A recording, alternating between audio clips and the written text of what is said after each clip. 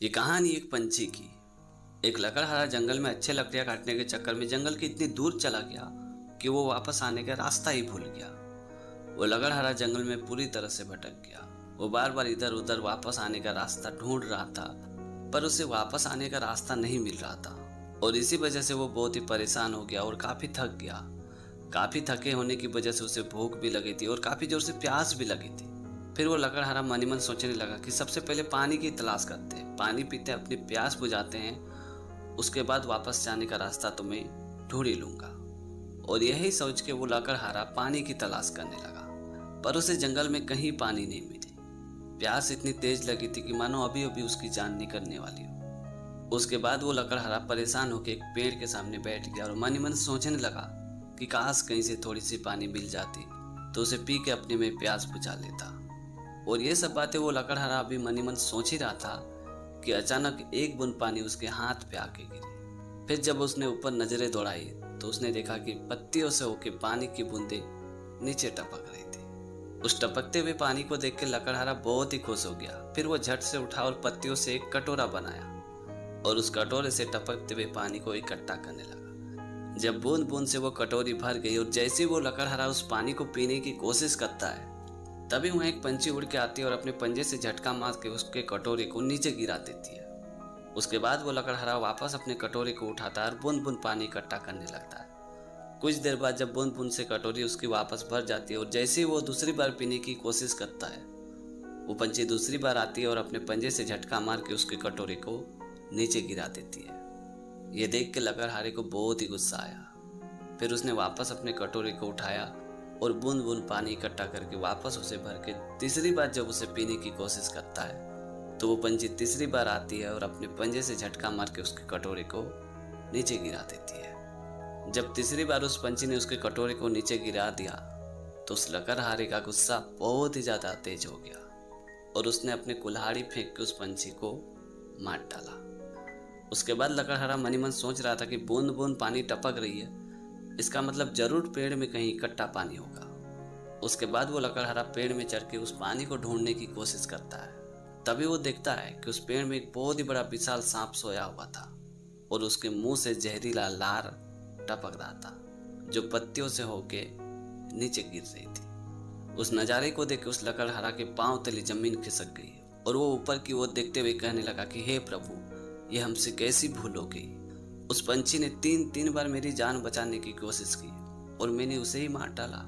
आज हमसे बहुत ही बड़ी पाप हो गई है। और ये बोल के लकड़हारा जोर जोर से फूट फूट के रोने लगा। इसीलिए कहते हैं कि हम नहीं समझ पाए तेरी नजरों के इशारे को और बुरा समझ बैठे तेरी अच्छाई को। तो दोस्तों, छोटी सी कहानी में ये सिखाती कि मुसीबत के समय में भी अगर बार बार आपके साथ दुर्घटना होती है तो इसका मतलब ये नहीं कि आपके साथ कुछ बुरा हो रहा है।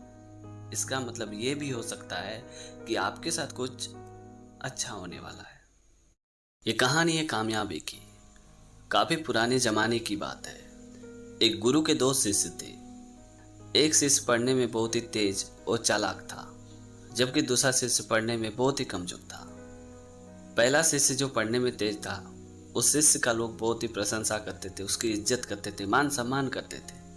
जबकि दूसरे शिष्य का लोग बहुत ही आलोचना करते थे, उसका मजाक उड़ाते थे। इस वजह से दूसरे शिष्य को बहुत ही गुस्सा आ गया और वो गुस्सा करते हुए गुरुजी के पास पहुंचा और गुरुजी से कहा कि गुरुजी, मैं अपने मित्र से पहले से यहाँ शिक्षा ग्रहण करने आया हूँ, फिर भी आपने मेरी अपेक्षा मेरे मित्र को ज़्यादा शिक्षा दिया, उसे ज़्यादा पढ़ाया।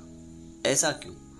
आप हम दोनों में ऐसा भेदभाव क्यों कर रहे हो? ये बात सुनते ही गुरुजी ने मुस्कुराते हुए अपने शिष्य से कहा कि मैं तुमसे एक सवाल पूछता हूँ, उस सवाल का तुम सही सही जवाब देना। तभी दूसरे शिष्य ने कहा कि ठीक है, बताइए सवाल क्या है। तभी गुरुजी ने कहा कि एक बार एक प्यासा एक कुएं के पास पहुंचा। जब वो प्यासा कुएं के पास पहुंचा तो उसने देखा कि कुएं के पास बाल्टी तो थी पर रस्सी नहीं थी। तो उस प्यासे ने इधर उधर देखा और बगैर पानी पिए वहां से चला गया। कुछ देर बाद उसी कुएं में एक दूसरा प्यासा आता है। उस प्यासे के साथ भी वही नजारा था। कुएं में बाल्टी तो थी पर रस्सी नहीं थी। तो उस दूसरे प्यासे ने अपनी नजरें इधर उधर दौड़ाई तो उसने देखा कि कुएं के सामने हरी हरी घास उगी थी। फिर उस दूसरे प्यासे ने वहां से घास तोड़ा एक लंबी रस्सी बनाई और उस रस्सी से बाल्टी को बांधा, कुएं से पानी निकाल के पिया, उसके बाद वहां से चला गया।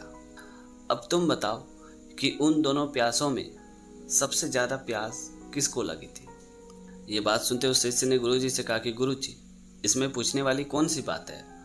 उस दूसरे प्यासे को ज्यादा प्यास लगी थी। तभी गुरुजी ने मुस्कुराते हुए कहा कि तुम ऐसा इसलिए कह रहे हो क्योंकि पहले प्यासे ने मेहनत नहीं की और बगैर पानी पिए वहां से चला गया, जबकि दूसरे प्यासे ने मेहनत की, घास से रस्सी बनाई और पानी निकाल के पिया। लेकिन हकीकत की बात तो ये थी कि प्यास दोनों को एक समान लगी थी, लेकिन एक ने मेहनत नहीं की और एक ने मेहनत करके अपनी प्यास बुझाई। ठीक उसी तरह मैं तुम दोनों मित्रों को एक समान ज्ञान देता हूँ, एक समान पढ़ाता हूँ, लेकिन तुम मेहनत नहीं करते हो और तुम्हारा मित्र मेहनत परिश्रम करके ज्ञान प्राप्त करता है क्योंकि वो ज्ञान का प्यासा है। ये बात सुनते उस शिष्य को समझ में आ चुका था कि आखिर सब कुछ मेहनत का ही नतीजा होता है। इसीलिए कहते हैं कि कामयाबी का जुनून होना चाहिए, फिर मुश्किलों का औकात ही क्या है। तो दोस्तों, छोटी सी कहानी में ये सिखाती कि किसी चीज को पाने के लिए जुनून का होना बहुत जरूरी है। अगर आप जुनून के साथ मेहनत करते हैं तो यकीन मानिए आप किसी भी लक्ष्य को हासिल कर सकते हैं। ये कहानी है दो दोस्तों की। दीपक और मोहन नाम के दो दोस्त काफी वर्षों बाद एक बस स्टॉप में मिले। फिर वो दोनों एक चाय की दुकान पे गए और चाय पीते पीते बातें करने लगे। तभी मोहन ने दीपक से पूछा कि यहाँ कैसे आना हुआ। तो दीपक ने अपनी नजरें झुकाते हुए कहा कि बस कुछ नहीं यार, आज माँ का बर्थडे था तो यहीं आश्रम पे मिलने के लिए आया था। पिछले 3 सालों से मेरी माँ यहीं आश्रम पे रहती है। उसके बाद दीपक ने वापस मोहन से पूछा कि तुम्हारी माँ कहाँ रहती है, तुम्हारे साथ ही रहती है या कहीं और रहती है।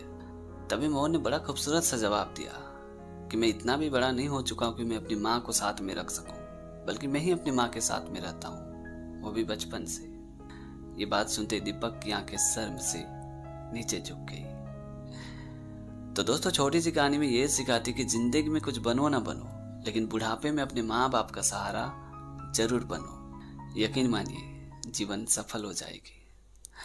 तो दोस्तों, आज की कहानी आपको कैसी लगी कमेंट करके ज़रूर बताना। और अगर आपने हमारे चैनल को अभी तक सब्सक्राइब नहीं किया तो प्लीज़ यार चैनल को सब्सक्राइब कर देना, क्योंकि इस तरह का कंटेंट मैं हमेशा अपने चैनल पे लाते रहता हूँ। तो आज के लिए इतना ही, मिलते अगली वीडियो में एक नई टॉपिक के साथ, एक नई कहानी के साथ। तब तक के लिए जय हिंद, वंदे मातरम।